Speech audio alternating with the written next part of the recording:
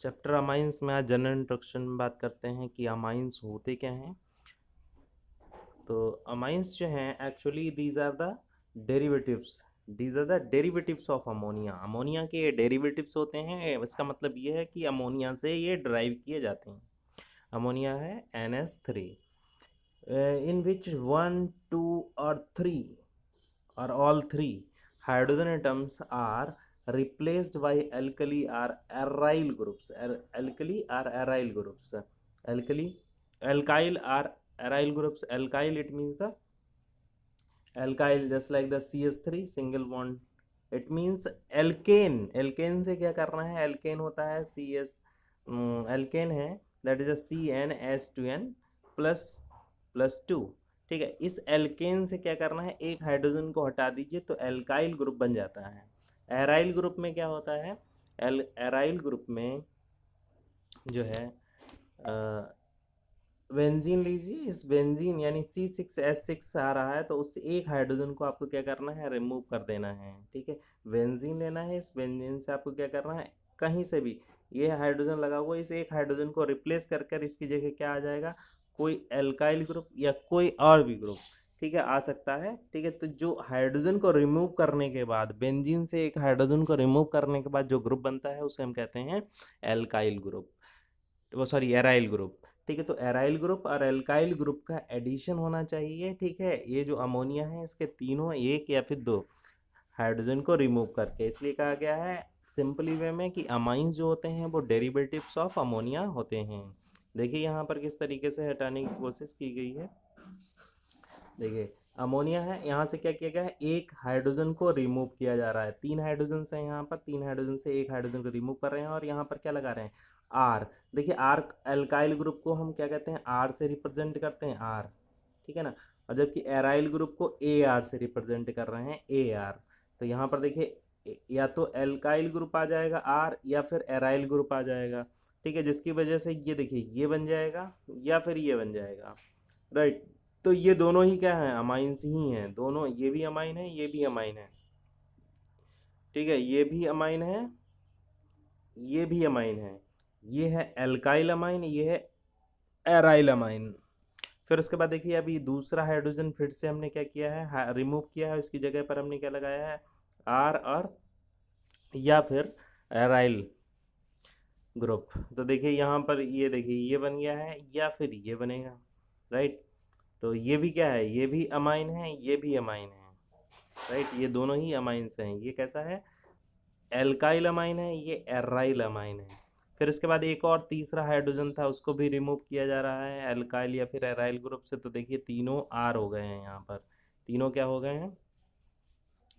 तीनों, ये देखिए आर, ये भी एल्काइल ग्रुप, ये भी एल्काइल ग्रुप। वही सेम यहाँ पर ये भी एराइल, ये भी एराइल, ये भी एराइल, तीनों एराइल ग्रुप हैं। तो ये कैसा हो गया? ये भी आपका अमाइन है, ये भी आपका अमाइन है, राइट। तो ये सारे के सारे अमाइन हैं, लेकिन अब इनके हम क्लासिफिकेशन को आगे पढ़ेंगे तो उसमें और जानेंगे। ठीक है, ये फिलहाल अमाइन है, ये भी अमाइन अमाइन है, ये भी अमाइन है। ठीक है, अमाइन के टाइप्स के बारे में हम फिर बाद में पढ़ेंगे। प्राइमरी, सेकेंडरी और टर्सरी अमाइंस हैं ये। ठीक है, ये भी वही same primary, secondary and tertiary aryl amines हैं, ये एल्काइल अमाइंस हैं। ठीक है, इनके इनके बारे में और ज़्यादा हम क्लासिफिकेशन में पढ़ेंगे। चलिए बात करते हैं कि ये कहाँ कहाँ ज़्यादातर पाए जाते हैं। ठीक है, सबसे पहले बात करते हैं नेचर में। नेचर में कहाँ है? They are found among proteins में ये मिलते हैं, विटामिन्स में मिलेंगे आपको, हार्मोन्स में मिलेंगे देखने को। ठीक है, बहुत वाइडली ये जो है पाए जाते हैं। सिंथेटिक की अगर बात करें तो पॉलीमर्स में भी आपको मिलेंगे, ड्रग्स में और डाइज, इन तीनों जगह ये सिंथेटिक जो है अमाइंस देखने को मिलेंगे। एक है क्विनीन।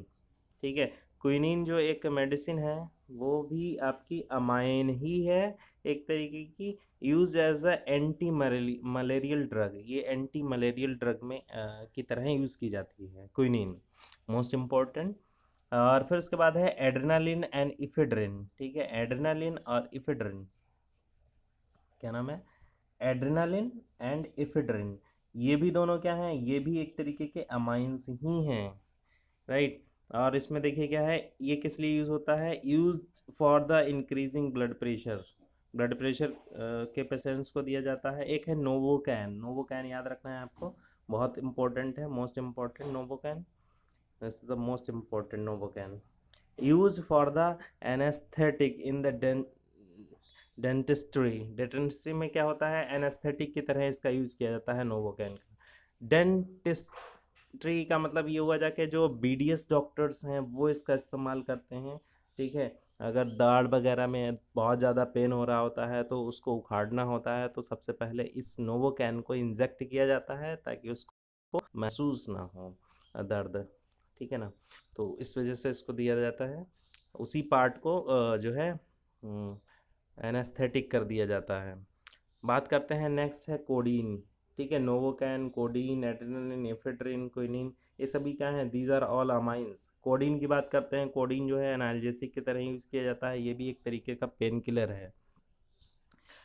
और फिर उसके बाद है वेनाड्रिल, मोस्ट इंपॉर्टेंट आपको याद रखना है वेनाड्रिल, ठीक है। वेनाड्रिल जो होता है वो यूज़ किया जाता है, use as a anti histaminic drug, ये एंटी हिस्टामिनिक ड्रग का काम करता है। एंटी हिस्टामिनिक का मतलब होता है कि अगर एलर्जी हो जाती है तो एलर्जी को रिमूव करने के लिए ये वेनाड्रिल का यूज़ किया जाता है। तो ये सभी के सभी क्या हैं, बहुत इंपॉर्टेंट हैं, ठीक है। एंटी हिस्टामिनिक ड्रग्स पूछा जाता है क्वेश्चन, ठीक है। तो यहाँ पर आपके ये आपने देखा है क्विनिन, एड्रेनालिन, एफेड्रिन, ठीक है, novolac, codeine, Benadryl, polymers, drugs, dyes, hormones, vitamins और ये प्रोटीन्स, ये सभी में क्या है, अमाइंस देखने को मिलता है।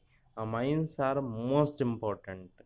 तो ये जनरल इंट्रोडक्शन रहा, अगले टॉपिक में हम पढ़ेंगे। Okay, thanks.